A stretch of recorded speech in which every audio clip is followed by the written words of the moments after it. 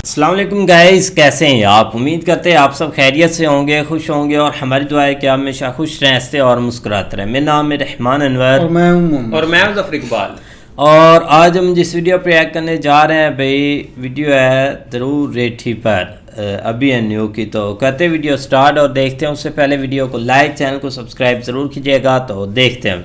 Dear Dhruv Rathee, you are the reason I love India. आज मैं आपको थैंक यू कहना चाहता हूँ। सुनकर आप में से कई लोगों को विश्वास नहीं होगा, सार्केज़म लगेगा, क्योंकि कई लोग ध्रुव को बड़े ही इंसल्टिंग नामों से बुलाते हैं and I don't think it deserves this. लेकिन आज उनमें से कोई भी नाम यूज नहीं होंगे, क्योंकि बचपन से हमें सिखाया गया है अतिथि देवो भव। आप भारत के मेहमान हैं, इलेक्शन के अवसर पर आप हमारे देश आए हैं, इसीलिए थैंक यू।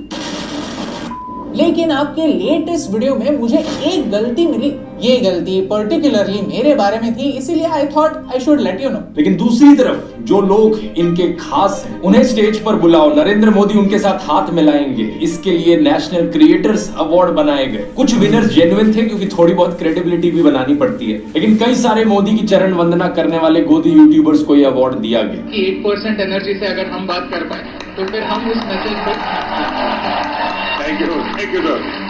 मैंने बहुत याद करने की कोशिश की कि मैंने मोदी जी की चरण वंदना कब की। पूरे क्लिप में कहीं दिख नहीं रही है। हो सकता है इतने सालों के लिए देश के बाहर रहने की वजह से आपको चरण वंदना इस शब्द का मीनिंग याद ना।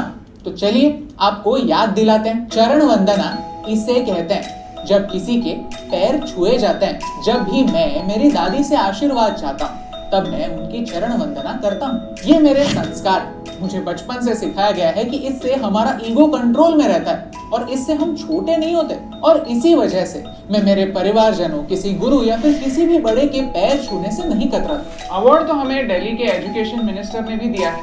क्या हमने उनकी भी चरण वंदना की थी? लेकिन नेशनल क्रिएटर्स अवार्ड के दिन जब हम मोदी जी से मिले, तब मैंने उनकी चरण वंदना नहीं की। हो सकता है कि आपके स्क्रिप्ट राइटर ने गलती की होगी या फिर एडिटर ने बाय मिस्टेक हमारी क्लिप यूज की होगी, क्योंकि मैंने बहुत ढूंढने की कोशिश की, लेकिन ये चरण वंदना वाली क्लिप कहीं मुझे मिली नहीं। सो डियर ध्रुव राठी, अगर आपके पास ये चरण वंदना की एक्सक्लूसिव क्लिप है तो प्लीज मुझे फॉरवर्ड कर दीजिए। इनफैक्ट आपके सारे फॉलोअर्स को भी फॉरवर्ड कर दीजिए। वही फॉलोअर्स जिन्होंने अब तक कमेंट्स में गालियां देना स्टार्ट कर ही दिया होगा। हाँ, अगर नहीं है तो पब्लिकली सॉरी कह दीजिए। हो सकता है इससे आपका ईगो थोड़ा कंट्रोल में आ जाए। डियर ध्रुव राठी, जब मैंने ये वीडियो ढूंढने की कोशिश की तो मुझे कुछ और ही वीडियोस मिलने लगे, जैसे कि ये वीडियो जहां पर हमने मणिपुर पर सवाल उठाए। एक नहीं, दो वीडियोस बनाए।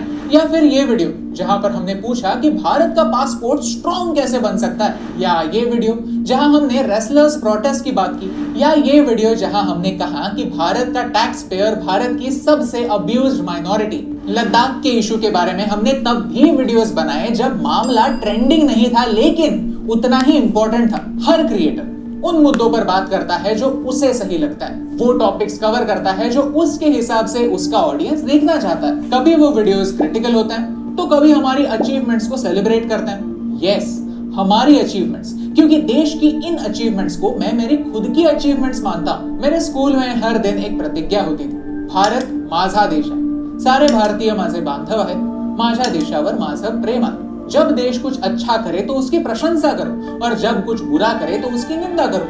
यही हमारा काम है, राइट? ऑफ कोर्स हम न्यूज नहीं है, हमसे कई वीडियोस मिस होते हैं। जैसे हमने केरला फाइल्स के बारे में कोई वीडियो नहीं बनाया, हमने वीर सावरकर मूवी पर कोई वीडियो नहीं बनाया, संदेश खाली पर कोई वीडियो नहीं बनाया। वीडियो बनाते तो काफी व्यूज आते, लेकिन हम वीडियो नहीं बना पाए। ऐसे कई सारे वीडियोस हैं जो हमसे बनाना मिस हो गया, जैसे आपसे भी होता है। जैसे उदयपुर के कन्हैया लाल की केस आपने मिस कर दी। शायद उस वीडियो को भी मिलियंस में व्यूज आ सकते थे, लेकिन मैं समझ सकता हूं आपको आपके चैनल पर कौन से वीडियोस अपलोड करने चाहिए और कौन से नहीं। ये मेरी एक्सपर्टीज नहीं है, ये आपका डिसीजन। लेकिन मैं आपको थैंक यू कहना चाहता हूं, क्योंकि आपने इंटरनेट का पुलिस बनकर ये डिसाइड करना स्टार्ट कर दिया कि कौन से क्रिएटर ने किस टॉपिक पर वीडियो बनाना चाहिए और किस टॉपिक पर नहीं। और अगर किसी क्रिएटर ने उस टॉपिक पर वीडियो बनाया जिस पर आप नहीं चाहते कि वो वीडियो बनाए, तो वो गोदी यूट्यूबर। थैंक यू मुझे ये सिखाने के लिए कि जब आपके एक लिमिट के ऊपर सब्सक्राइबर हो जाते हैं तब आप ये भी कंट्रोल कर सकते हैं कि कौन किस चीज के बारे में वीडियो बना सकता है और कौन नहीं, किसे किस चीज के बारे में बात करने की अनुमति है और किसे नहीं। और अगर किसी ने गलती से उस टॉपिक को छेड़ा तो आपके लॉयल फैंस तो है ही ना संभालने के लिए। कुछ लोग इसे फ्रीडम ऑफ स्पीच का उल्लंघन कहेंगे।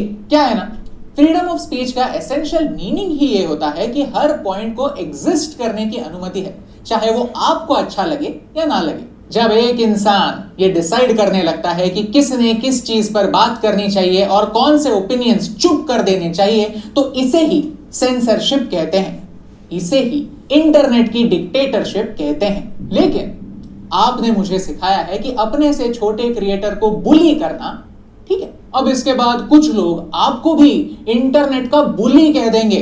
क्रिएटर अवार्ड के दिन मेरे दोस्त रणवीर को भी अवार्ड मिला and I am very happy for him. Ranveer एक क्रिएटर एजेंसी का को-फाउंडर है। इस एजेंसी के साथ आपने भी कभी ना कभी तो काम किया ही होगा ना। उनकी वजह से आपको भी ब्रांड डील्स तो मिली होंगी ना। अवार्ड तो उन्हें भी मिला था, लेकिन आपने आपके वीडियो में चरण वंदना का एग्जाम्पल देते समय उन्हें नहीं मुझे चुना। क्यों? यहाँ टेक्निकल गुरुजी को भी अवार्ड मिला था जो आपके सीनियर हैं, लेकिन आपने उन्हें नहीं चुना, मुझे चुना। क्यों? यहाँ ट्रिगर्ड इंसान भी थे, यहाँ अंकित बयानपुरिया भी थे, और आपने इनमें से किसी को भी टारगेट नहीं किया, जो काफी सही बात है। Nobody deserves to be targeted for an award that they got like this।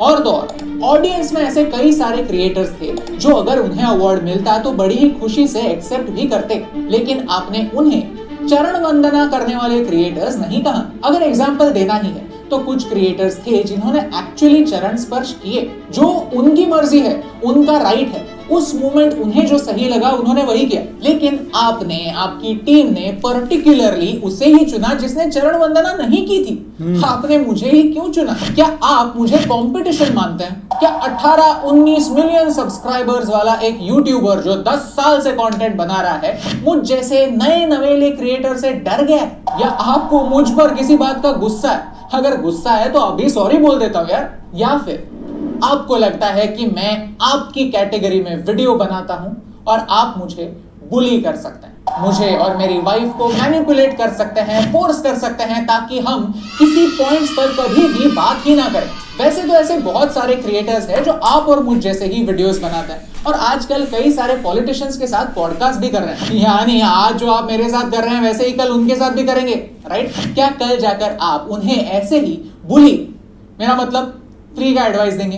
तो क्या है ना, मेरी हिंदी बचपन से थोड़ी कमजोर रही है, लेकिन आपने मुझे सिखाया है कि जैसे आप सिर्फ और सिर्फ प्रॉब्लम्स के बारे में बात करते हैं, वैसे ना करके सॉल्यूशंस पर बात करना चरण वंदना होती। ये सारे वीडियोस देखकर, इतना सारा क्रिटिसिज्म देखकर मोदी जी जैसे डिक्टेटर को तो हम पर गुस्सा आना चाहिए, राइट? अरे उन्हें तो हमें स्टेज पर सबके सामने बधाई देने के बजाय नॉमिनेट भी नहीं होने देना चाहिए था। तो उन्होंने हमें अवार्ड क्यों दिया? हो सकता है कि दुनिया में कुछ ऐसे लोग हों जो ये समझते हों कि हम इस अवार्ड के एक्चुअली हकदार हैं। शायद आप भी ये अवार्ड जीत सकते थे, और तो और मोदी जी से मिलकर उनके मुंह पर उन्हें डिक्टेटर कह सकते थे। सोचिए, इतने बड़े स्टेज पर मोदी जी से अवार्ड लेने के बाद वही अवार्ड उन्हें ही वापस दे सकते थे। ये वीडियो कितना वायरल हो जाता, नहीं? डियर ध्रुव राठी, अगर आपको कभी भी कोई भी अवार्ड मिला होगा तो शायद आपको पता होगा कि जिसे अवार्ड मिलता है वो ये डिसाइड नहीं करता कि उसे अवार्ड कौन देगा। जैसे पिछले साल हमें एक अवार्ड अतिशी मैम के हाथों से भी मिला था, और जैसे नेशनल क्रिएटर अवार्ड को पाकर हम खुश हैं, वैसे ही इस अवार्ड को पाकर भी हम खुश हैं। और जिन्होंने हमें अवार्ड दिया उनका हम सम्मान करते हैं, उनसे तमीज से पेश आते हैं, और वो हमें शायद इसलिए अवार्ड देते हैं क्योंकि हमारे काम में दम है। डियर ध्रुव राठी, आपने हमें बहुत कुछ सिखाया है। इंटरनेट का पुलिस बनना आपने हमें सिखाया, अपने से छोटे क्रिएटर को बुली करना आपने हमें सिखाया, अवार्ड के लिए अप्लाई ही ना करना और फिर जैसे अवार्ड मिले उसे अनडिजर्विंग कह देना आपने हमें सिखाया, सिलेक्टिव आउटरीच आपने हमें सिखाया, चरण वंदना की नई डेफिनेशन आपने ही हमें सिखाई, और आपने ही हमें भारत से प्यार करना भी सिखाया। क्योंकि कल ही के दिन मेरे शहर में इलेक्शंस हुए, मैंने वोट किया और फिर मैं मेरी दादी को भी वोट करने लेकर गया।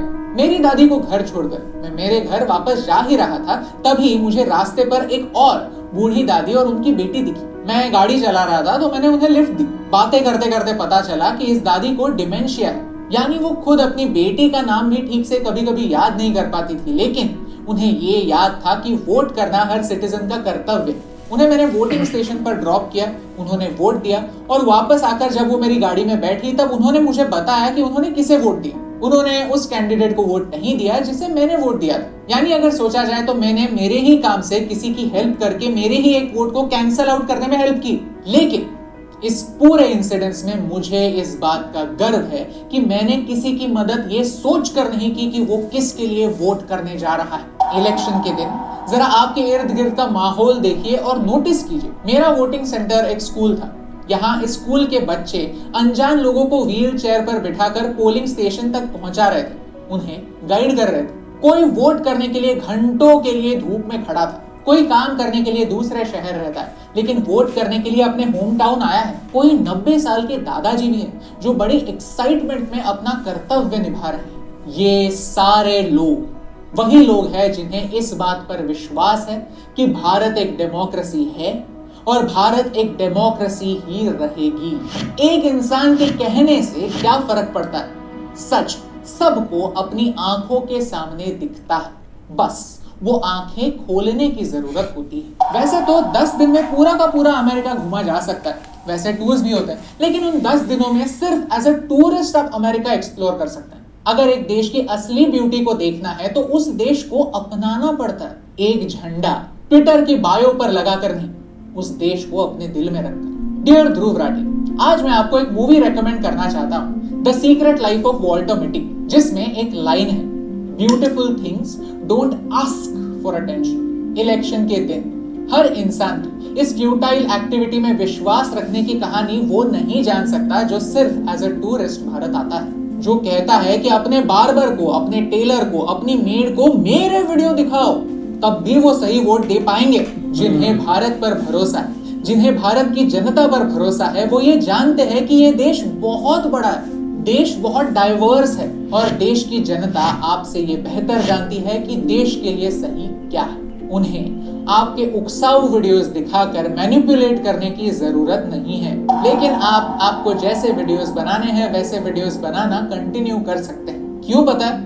क्योंकि इलेक्शन के दिन मैंने जो सबसे सुंदर चीज देखी थी वो यही थी कि कोई भी इंसान आपके वीडियोस देखकर अपना वोट चेंज नहीं कर रहा है, और तो और ना कि मेरा वीडियो देखकर कर रहा था। वोटिंग करने के लिए आए हुए किसी को भी शायद आपका और मेरा नाम पता भी नहीं होगा। हम इंटरनेट पर वीडियोस बनाते हैं, दैट्स इट। हम सुभाष चंद्र बोस नहीं हैं, कोई क्रांतिकारी नहीं है। हम देश को बचाने के लिए यहाँ पर नहीं आए हैं। ये फीलिंग है, काफी हम्बलिंग फीलिंग है कि आपके वीडियोस को आने वाले 20 मिलियन व्यूज भी देश के पॉपुलेशन के 2% भी नहीं है। तो आपकी वजह से मैंने ये समझा है कि देश का नागरिक बहुत समझदार है। वो आपकी या मेरी बातों से इन्फ्लुएंस होने वाला नहीं है। देश को डिमेंशिया नहीं है, उसे हमारे पिछले 10 सालों की सारी अचीवमेंट्स के भी बारे में पता है और सारे फेलियर्स के बारे में भी। और आखिर में मैं आपको यही कहना चाहता हूँ कि इसे नमस्ते कहते हैं, चरण वंदना नहीं। और जिस देश की 1.4 बिलियन की जनता किसी एक की बातों से इन्फ्लुएंस नहीं होती, उसे मेरी डेफिनेशन में डेमोक्रेसी कहते हैं। And that's the reason why I love. बिल्कुल यार, सर ने बहुत ही अच्छी वीडियो बना दी है, जो कि एक समझे ना बंदा तो एक काफ़ी उनको फील हो कि उन्होंने एक इतनी प्यारी प्यारी बातें की है। क्योंकि अब एक जो क्लिप सर ने यूज़ किया है ना, वो वाला वाकई एक ऐसी जो चीज़ें हैं ना, उसमें ऐसा कुछ नहीं हुआ। अब देखें कि एक देश के एक जो पीएम है, प्रधानमंत्री हैं, अगर वो आपको पीएम बुलाते हैं ना, एक इतना बड़ा अवार्ड है उसके लिए आपको बुलाते हैं, तो आपके लिए एक गर्व की बात होती है कि मुझे एक पूरा इंडिया देखेगा कि जिसको अवार्ड मिला है, एक ऐसे स्टेज पर मुझे बुलाया गया है। तो काफ़ी उसके लिए ना एक बेस्ट जो मोमेंट होगा ना, वो सबसे बेस्ट वो होगा। और ऐसी कोई चीज़ नहीं, उन्होंने सबको बुलाया, सबके साथ बातें की, तो ये चीज़ें चलती रहती हैं। बाकी जो एक वीडियोस की बात की जाए ना, तो हम खुद सर की काफ़ी ज़्यादा वीडियो बना चुके हैं और उन्होंने आज तक ऐसा कोई मामला छोड़ा नहीं कि जो एक इधर बीजेपी के हक़ में या कांग्रेस के हक़ में, वो हक़ में नहीं, वो एक पॉइंट टू पॉइंट बात करते हैं, चाहे वो जो भी एक हो, चाहे मणिपुर हो, लद्दाख हो, कोई भी ऐसे मामला जब भी सामने आए हैं उन्होंने एक ज़रूर वीडियो बनाई है कि इसका कोई ना कोई हल निकलना चाहिए। लेकिन ऐसी चीज़ें ठीक नहीं रहती, इसीलिए सर ने अच्छा रिप्लाई नहीं, किया। बाकी एक माहौल ही भाई एक ऐसा बना हुआ है एक इलेक्शन को लेकर ना, लेकिन काफ़ी दिन से ना मैं भी एक ट्विटर पर देख रहा था कि भाई इन दोनों की तो ज़रूर एक लगी हुई है, पता नहीं एक पर्सनल रीज़न क्या है, क्योंकि थोड़ा सा हो जाता है अब, मतलब कि जिसको एक थोड़ा सा अपने देश से प्यार होता है वो ऐसी बातें एक कभी कंट्रोल नहीं करता और कभी एक सुनना पसंद नहीं करता। लेकिन अभी पर आए तो भाई वाकई इसमें कोई शक नहीं है, जो भी मुद्दा होता है यूट्यूबर का भाई काम ही ये होता है कि हर चीज़ को एक ना एक मतलब के आगे लेकर जाना, चाहे कोई एक बुरी हो चाहे जो अच्छी हो, क्योंकि अगर आप चीज़ें दिखाएंगे नहीं तो एक अच्छी या बुरी का कैसे पता चलेगा और उस चीज़ पर कैसे एक आपकी मतलब के कंट्रोल होगा कि हम इस चीज़ को एक अच्छा करें। क्योंकि होता है कुछ लोग होते हैं कि चीज़ें मतलब के छुपा लेते हैं, लेकिन एक छुपाने से कुछ भी नहीं होता, जो चीज़ बंदा खुद आगे लेकर जाता है ना और फिर उसको ठीक करता है वही आगे एक कामयाबी की सीढ़ी पर भी चलता है। लेकिन ऐसा कोई सीन भी नहीं है कि एक मतलब कि आप एक फुली एक पार्टी पर डिपेंड हो जाएं, वो भी एक यूट्यूबर होकर।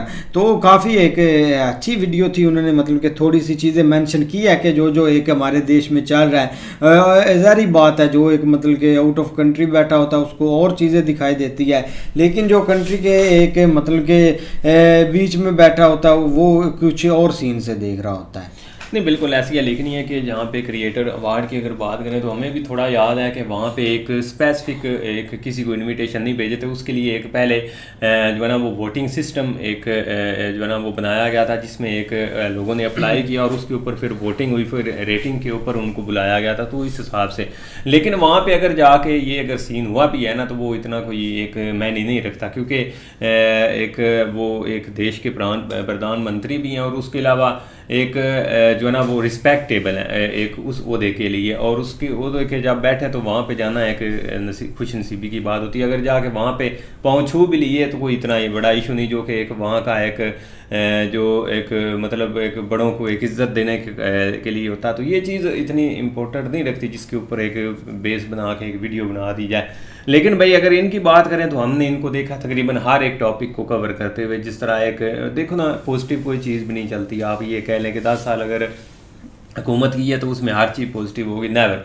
कुछ जो है ना वो गलतियाँ भी हो जाती हैं, कुछ ऐसे ऐसे वाक़े भी हो जाते हैं जो कि अनजाने में हो जाते हैं और वहाँ पे गवर्नमेंट का कोई किरदार नहीं होता, क्योंकि एक आपसी एक मल्ला ही है, वहाँ पे पता नहीं क्या इशू चल रहे होते हैं, एकदम वो जब भड़कते हैं तो उसको कंट्रोल करने में थोड़ा टाइम लगता है। ज़ाहिर बात है रियासत थोड़ी सी अपनी एक ताकत इस्तेमाल करती है, लेकिन उसके वो आस्ता आस्ता एक कंट्रोल, लेकिन उसको आप ये बेस नहीं बना सकते कि ये पूरे ही एक 10 सालों के ऊपर या एक आपकी गवर्नमेंट के ऊपर एक डिपेंड हो जाए, ये चीज़ें नहीं होती। बाकी भाई ये चीज़ें चलती रहनी है, लेकिन उनकी बात सही है, जो एक वोटर है ना वो एक वीडियोस देख के कभी भी अपना ज़हन नहीं बदलता, ये एक गलत फहमी है, क्योंकि वो एक शुरू से लेकर एक आप 5 साल, जिस तरह आप हमारी हुकूमत एक 5 साल के लिए स्टार्ट हुई है ना, तो हर एक मुद्दा जो है ना वो वहाँ पे चल रहा है यहाँ पे कि क्या क्या चीज़ें जो है ना वो मतलब ज़रूरी थी, वो क्या उनके ऊपर काम हो रहा है तो ठीक है, अगर नहीं होगा तो वोटर जो है ना वो दोबारा वोट नहीं करेंगे उस पार्टी को। तो ये चीज़ें एक रियलिटी के ऊपर है।